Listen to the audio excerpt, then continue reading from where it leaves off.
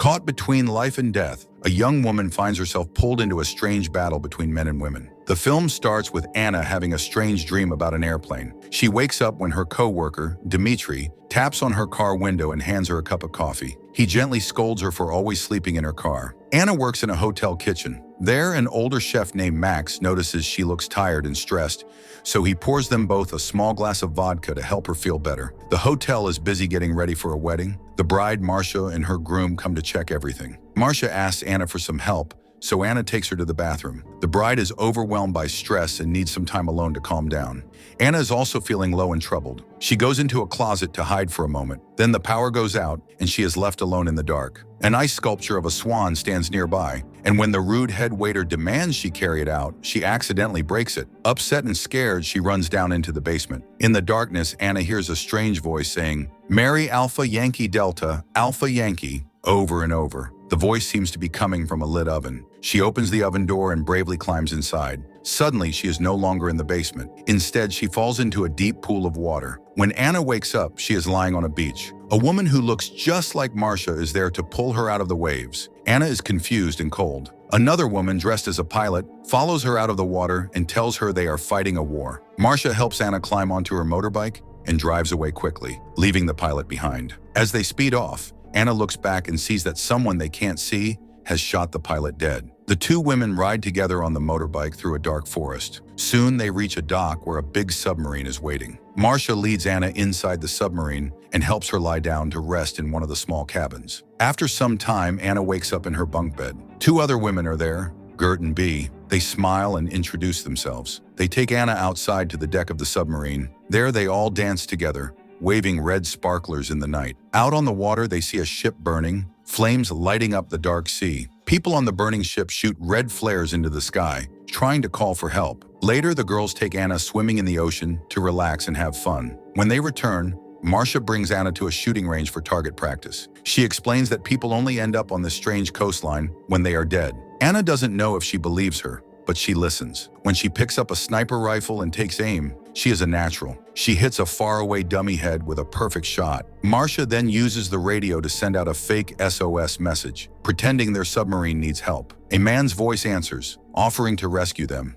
But he doesn't know that Marcia and the others are really trying to lead him into a deadly storm. They listen over the radio as the man cries out, and then his ship sinks into the waves. The next day, the girls go swimming again. As Anna is getting ready to join them, a soldier suddenly sneaks up behind her. He grabs her, and they struggle. Anna fights back as hard as she can, finally breaking free. She runs away into the forest, scared and out of breath. Later on, Marcia finds Anna hiding behind a tree. She gently leads her back to the submarine and helps clean and bandage her wounds. Marcia tells Anna she has to be stronger and start getting ready for what's ahead. While Anna is asleep, she has a strange dream. In the dream, she is driving through a long, dark tunnel underground. A voice comes over the radio, shouting an emergency message. When she wakes up, she realizes she has been talking out loud in her sleep. She goes up to the deck of the submarine and finds Marcia looking at the stars through a telescope. Nearby, Bee is getting ready to send up a big weather balloon. When she lets it go, it almost lifts her high into the air, but the other girls quickly grab her and pull her back down. The huge white balloon floats up into the sky, carrying the little weather satellite with it. Then, some calm moments pass. Footage shows the girls living their strange lives on this lonely island. Anna learns how to send out fake radio calls, trying to trick more sailors into sailing to their deaths. As the sun goes down, the girls gather again to look at the stars.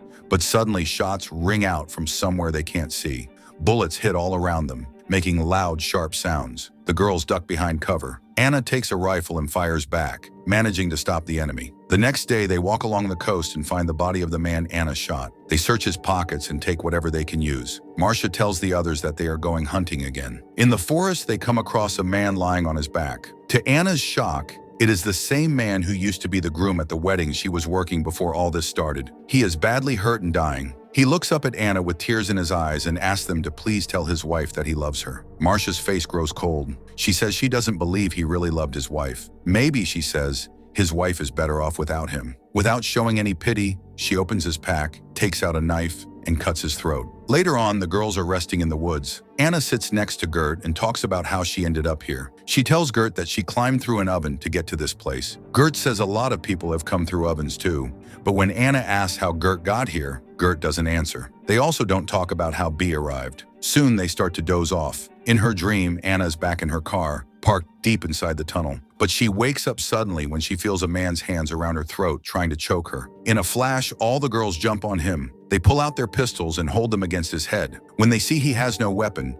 Marcia decides to play with him. She tells him he can have a head start and orders him to run into the forest. The girls start hunting him, chasing him through the dark trees. It doesn't take long before they catch up. Marcia throws him to the ground, presses her boot on the back of his head, and pushes his face into the dirt until he stops breathing. After that, they find a camp where several soldiers are sleeping around a fire. Anna lies down and looks through her rifle scope. She takes a deep breath and tries to steady her hand, but she can't bring herself to shoot. Marcia starts yelling at her to take the shot. Anna jumps from the noise and accidentally fires her rifle, missing the target and waking the soldiers. Panicking, Anna runs into the woods. Marcia runs after her, catches her, and hits her hard. Everything goes black. Anna wakes up later and realizes she's only in her underwear. Marcia has taken her clothes away. Anna goes back to the submarine and demands to know where her things are. Marcia looks her straight in the eye and says Anna isn't worthy of wearing them. Just then, Anna picks up a distress call on the radio. A man's voice says their ship has lost power. Anna warns them not to come closer and says she will swim out to meet them. The man tries to tell her it's too dangerous,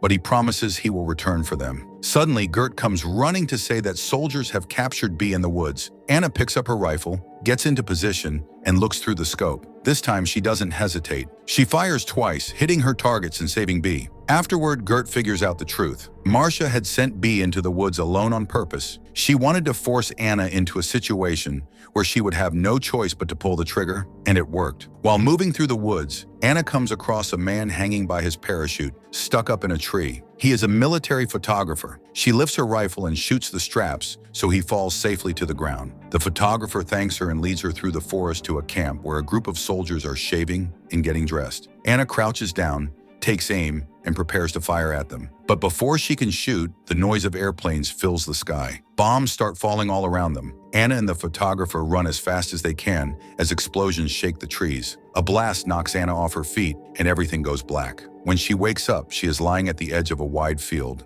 In front of her is a field hospital full of wounded male soldiers. Suddenly, cheerful piano music starts to play, and the injured men all stand up together. They begin dancing around Anna in a strange, dreamlike way. This moment feels playful and surreal, one of the most unusual parts of the whole story. It's almost funny, and it makes you wish there had been more scenes like this earlier in the film. But just as quickly as the dance begins, it ends. Anna now has a cold, blank look on her face. She is dressed in military clothes and walks away from the field as if nothing had happened. When she gets back to the submarine, she and Marcia start to fight. Marcia's cold and bossy behavior is becoming harder for Anna to stand. Later, Anna goes to the shore and starts shooting soldiers who are coming near the water. She picks them off one by one, showing no emotion at all. A bomber plane passes overhead. Shells crash down around the submarine as the girls hide under the deck, trying not to get hit. This tense moment fades away. Now Anna is alone in the quiet woods again. She finds Max, the kind old chef from her old life, sitting on a stool and peeling potatoes into a bucket. Max looks up and tells her she looks awful. He smiles gently and tells her to sit with him. He hands her his hip flask to take a drink, and Anna feels calm for the first time in a long while. Max is the only man in this strange place who has shown her kindness. She rests her head on his knee and closes her eyes. In her dream, she is back in the tunnel again. But when she wakes up, she is surprised to see that her head is resting on Marcia's knee instead. Anna and Marcia fight again, but this time Marcia loses all her charm and turns into a cruel bully. Anna manages to push her away and escapes. She goes to Gert and says she wants to leave this place and return to her real life. Over the radio, the man's voice comes back, weak and fading. He says his oxygen is running out